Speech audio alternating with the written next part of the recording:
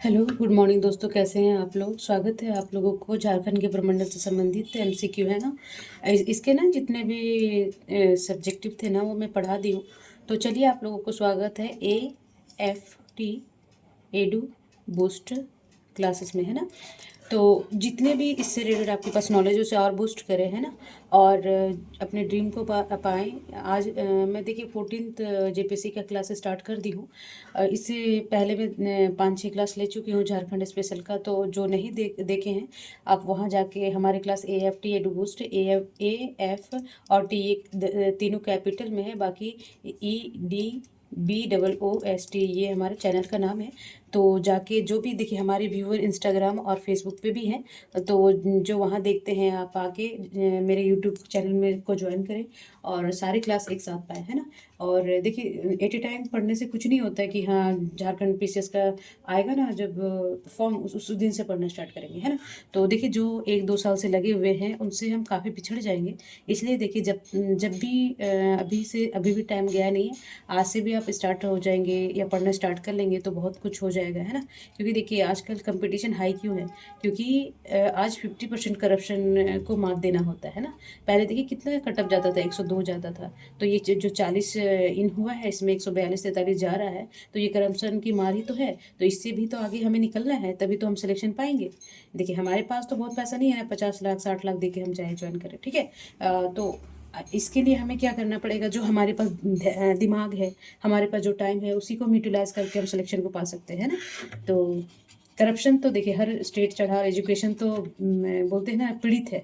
बोलते हैं ना, सबसे अगर आज दुखी है तो जो कम्पिटिटिव एग्ज़ाम दिखने वाले बच्चे हैं वही हैं। क्योंकि एक ड्रीम के साथ वो पढ़ते हैं और नहीं होने पर हताश होकर फिर वही लाइफ जो जहाँ से शुरुआत इन वहीं आ जाता है, उनका सांप सीढ़ी वाला हालत हो जाता है। तो ऐसी स्थिति ना पैदा हो। और इतना पढ़ के भी समाज में हमारा कोई भी इज्जत नहीं रह जाता है ना।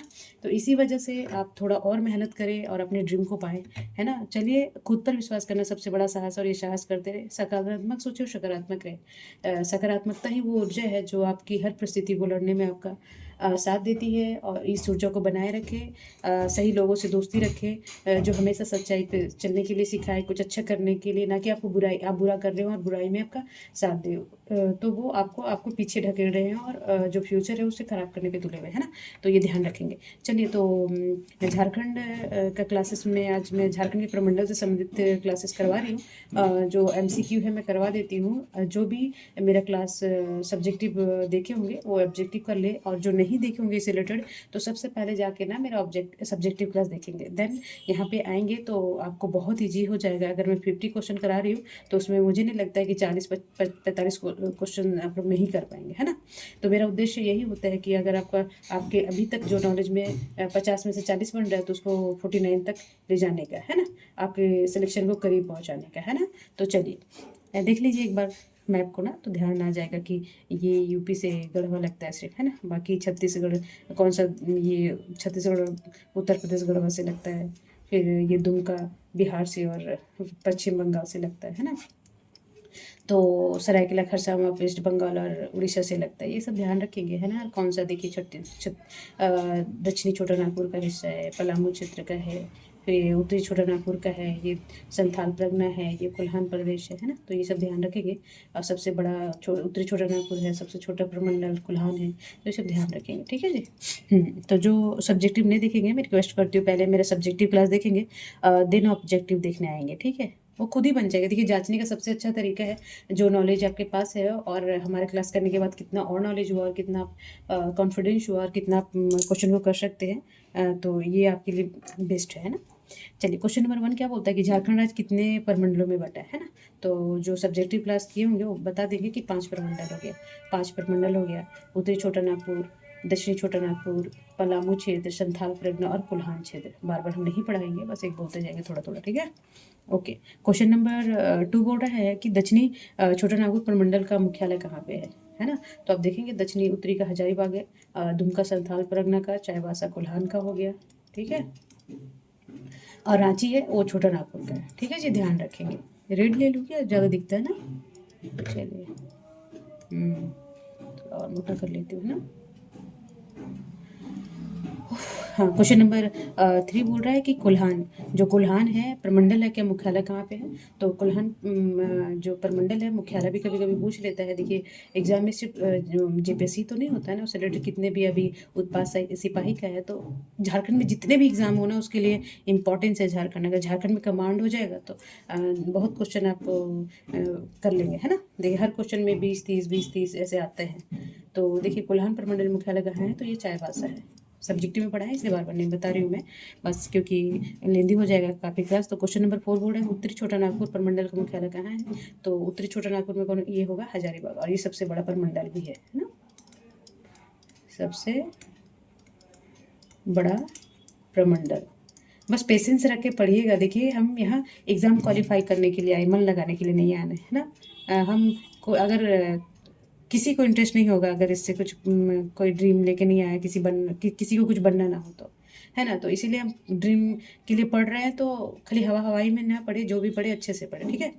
चलिए पलामू प्रमंडल का मुख्यालय कहाँ पे है? तो परमाणु प्रमंडल का मुख्यालय डाल्टनगंज, मेदिनीनगर बोलते हैं उसको, है ना। तो मेदिनीनगर आप कभी कभी पूछ देगा कि मेदिनीनगर कहाँ पे पड़ता है, कौन सी, तो पलामू में, याद रखेंगे, ठीक है जी। क्वेश्चन नंबर 6 बोल रहा है कि जो संथाल प्रज्ञा है प्रमंडल का मुख्यालय कहाँ है? तो आप देखेंगे ये दुमका है ना। दुमका आप ध्यान देंगे। तो देवघर भी उसी का है, साहेबगंज भी, पाकुड़ भी, और 6 डिस्ट्रिक्ट आते हैं, आप देख लेंगे वहाँ पे। बार बार हम नहीं रिपीट करेंगे, बार बार बोल रही हूँ। क्वेश्चन नंबर 7 बोल रहा है कि रांची प्रमंडल का हिस्सा कौन सा है? तो संथाल परगना, दक्षिण छोटानागपुर, संथाल परगना, छोटा उधर नहीं, तो ये क्या है, दक्षिण नागपुर का मुख्यालय ही है और रांची, ठीक है। ओके, क्वेश्चन नंबर 8 बोल रहा है कि हजारीबाग किस प्रमंडल के अंतर्गत आता है? तो हजारीबाग किसके आता है? छोटा नागपुर के, और ये उत्तरी छोटा नागपुर सबसे बड़ा प्रमंडल है। देखिए जो भी झारखंड की क्लास मेरा कर रहे होंगे तो और स्टूडेंट को बताएंगे और ज्वाइन करेंगे।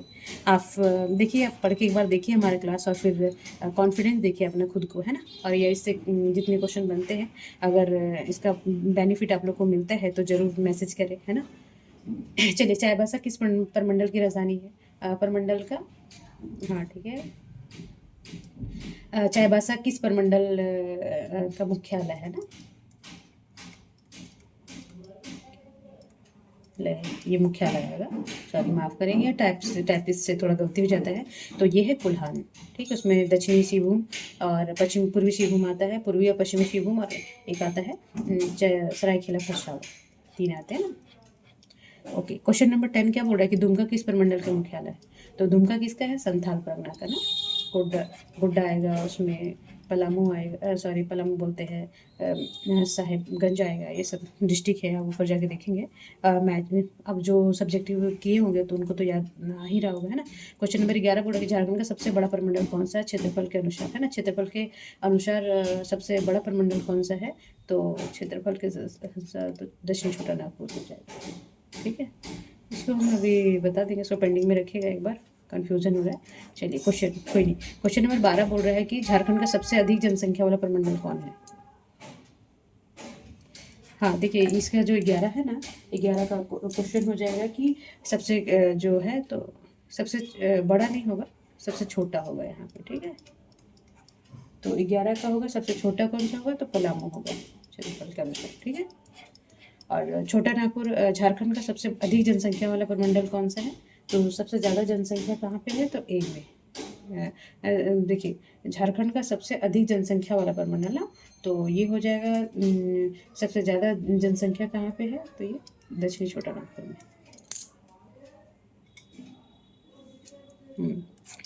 क्वेश्चन नंबर 13 क्या बोला कि देवघर किस प्रमंडल में स्थित है? देवघर किस में है? तो आप देखेंगे गिरिडीह तक तो उत्तरी छोटे नागपुर पे आएगा, और देवघर हो जाएगा संथाल परगना में, ठीक है, ये याद रखेंगे। क्वेश्चन नंबर आएगा कि गिरिडीह की जिला किस प्रमंडल में आता है? गिरिडीह किस में आ जाएगा? तो आप देखेंगे वहाँ पे मैथ में जाके तो उत्तरी छोटा नागपुर पे, याद रखेंगे, ठीक है। क्वेश्चन नंबर 15 बोल रहा है कि पश्चिम सिंहभूम किस प्रमंडल में आता है? पश्चिमी सिंहभूम किस में आएगा? कोल्हान में। बताई थी ना, 3 डिस्ट्रिक्ट आते हैं कोल्हान में, तो उसमें कोल्हान में आएगा, ठीक है। लातेहार किस प्रमंडल का है? तो लातेहार देख लेंगे पलामू में ना, लातेहार हो गया, और गढ़वा हो गया, और पलामू हो गया, ये 3 डिस्ट्रिक्ट आते हैं ना उसमें, पलामू प्रमंडल में, ठीक है जी। पाकुड़ किस प्रमंडल के आता है? तो पाकुड़ किस में आएगा? संथाल में आएगा ना जी। वहाँ पे देखे ना वो पाकुड़ हो गया, फिर जामताड़ा हो गया, इसे किस में आएंगे सब? वो संथाल परगना में आएंगे, ठीक है। धनबाद किस प्रमंडल में आता है? तो ये उत्तरी छोटा नागपुर में आएगा, ठीक है। ओके। गोड्डा जिला के किस प्रमंडल में आएगा? तो गोड्डा किस में आएगा? गोड्डा ऊपर पूर्वी क्षेत्र में, संथाल परगना में। एक बार देख लेंगे ना मैप तो बहुत, और एक बार पढ़ लेंगे तो सब आ जाएगा आप लोगों को। क्वेश्चन नंबर 20 बोल रहा है बोकारो किस प्रमंडल के अधीन है? तो बोकारो किस में है? उत्तरी छोटा नागपुर के, ठीक है। क्वेश्चन नंबर 21 बोल रहा है कि जो रामगढ़ किस प्रमंडल में आता है? तो रामगढ़ हो गया, धनबाद हो गया, ये सब किस में आते हैं? बोकारो हो गया उत्तरी छोटा नागपुर के, ठीक है। हाँ। क्वेश्चन नंबर 22 बोल रहा है सरायकेला खरसावां जो किस प्रमंडल में आता है? तो ये आता है कोल्हान में। पूर्वी सिंहभूम, पश्चिमी सिंहभूम और सरायकेला खरसावां, ठीक है। सिमडेगा किस प्रमंडल में आएगा? सिमडेगा आएगा कोल्हान में, सॉरी माफ़ करेंगे, सिमडेगा आएगा इसमें, अच्छा सिमडेगा है ना, इसमें उत्तरी छोटा नागपुर ये आएगा संथाल परगना में। सिमडेगा है ना, सिमडेगा, ये गुमला सिमडेगा ना, ये देख लीजिएगा, माफ़ करेंगे, ठीक है।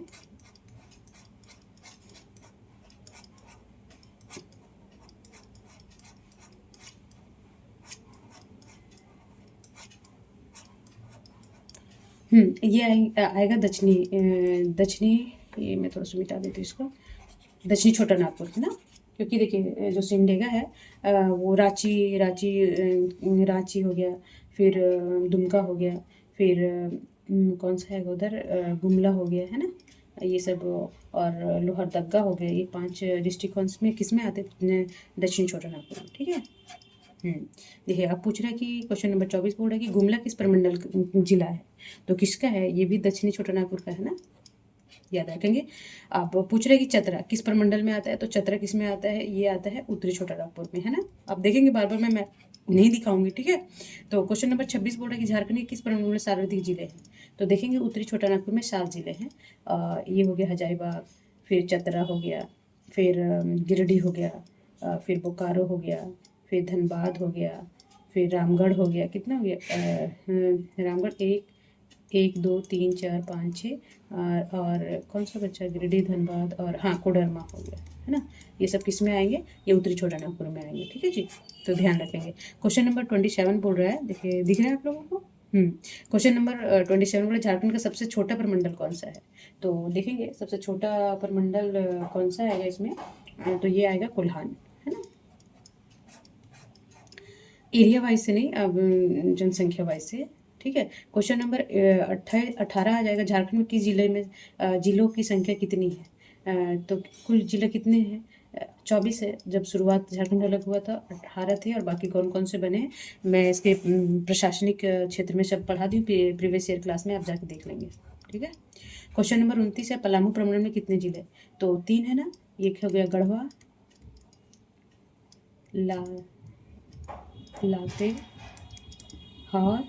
गढ़वा लातेहार, और एक हो गया पलामू, ये 3 जिले, ठीक है। कोल्हान प्रमंडल में कितने जिले आते हैं? तो 3 इसमें आते हैं, पूर्वी सिंहभूम, पश्चिमी सिंहभूम, और एक आएगा सरायकेला खरसावां, ठीक है।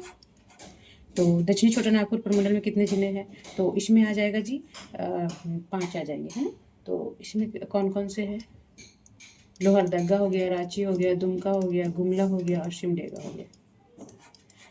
तो एक बार पढ़ लेंगे ना, देखिएगा एकदम पानी जैसा बनने लग जाएगा, ठीक है। संथाल परगना में कौन सा कितने जिले हैं? तो ये हो गया 6, दुमका हो गया, जामताड़ा हो गया, साहेबगंज हो गया, और दुमका बोल दिया, जामताड़ा, साहेबगंज हो गया, और फिर पाकुड़ हो गया, फिर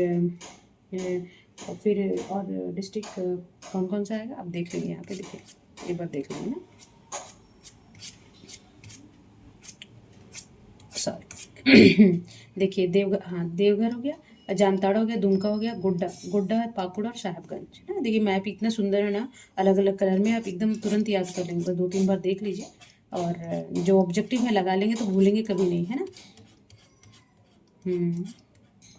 ओके, ठीक है। क्वेश्चन नंबर 33 बोल रहा है कि उत्तरी छोटा नागपुर प्रमंडल में कितने डिस्ट्रिक्ट है? तो सबसे ज़्यादा डिस्ट्रिक्ट इसमें है उत्तरी छोटा नागपुर में, ये 7 डिस्ट्रिक्ट है, फिर 6 में संथाल परगना में, ठीक है।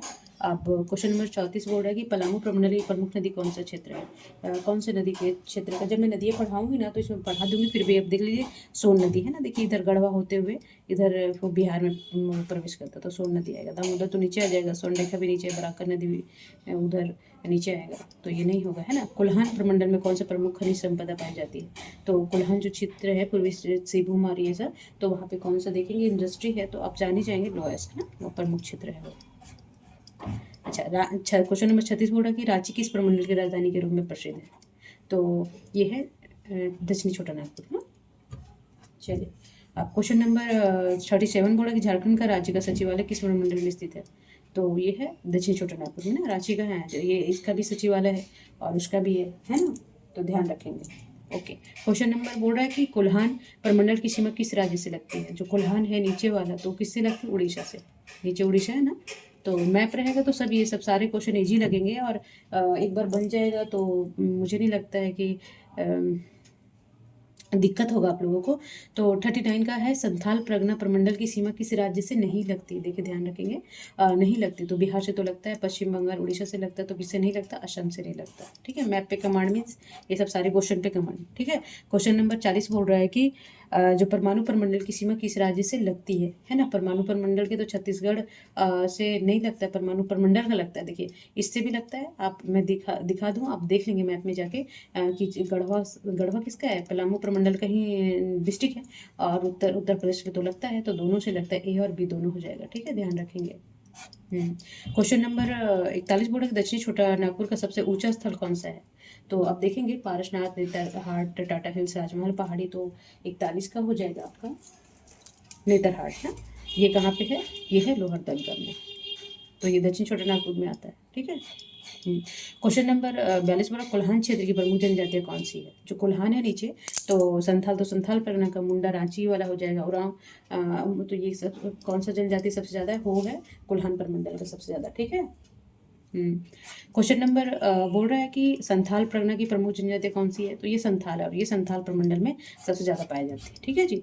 अच्छा, तो क्वेश्चन नंबर 44 बोल रहा है, 44 बोल रहा है कि रांची जिले की प्रमुख जनजाति कौन सी है, तो रांची जिले का प्रमुख जनजाति कौन सा, मुंडा लोग है ना, तो सबसे ज़्यादा कहाँ रांची प्रमंडल में, जो रांची जिले में सबसे ज़्यादा कौन सी जनजातियाँ पाई जाएगी, मुंडा। ठीक है, तो अभी मैं थोड़ा सा इसे प्रमंडल के हिसाब से यहाँ बता दे रही हूँ, पर जनजातियाँ जब मैं एक एक करके जनजातियाँ पढ़ाऊंगी कि कौन सा जनजाति कहाँ है, क्या पाया जाता है उसमें, क्या मतलब कि क्या उसमें क्या विशेषता है ना, तो आप डरे नहीं, मैं एकदम अच्छे से पढ़ा दूंगी, बस आप क्लास मेरा करते जाइए सब ना।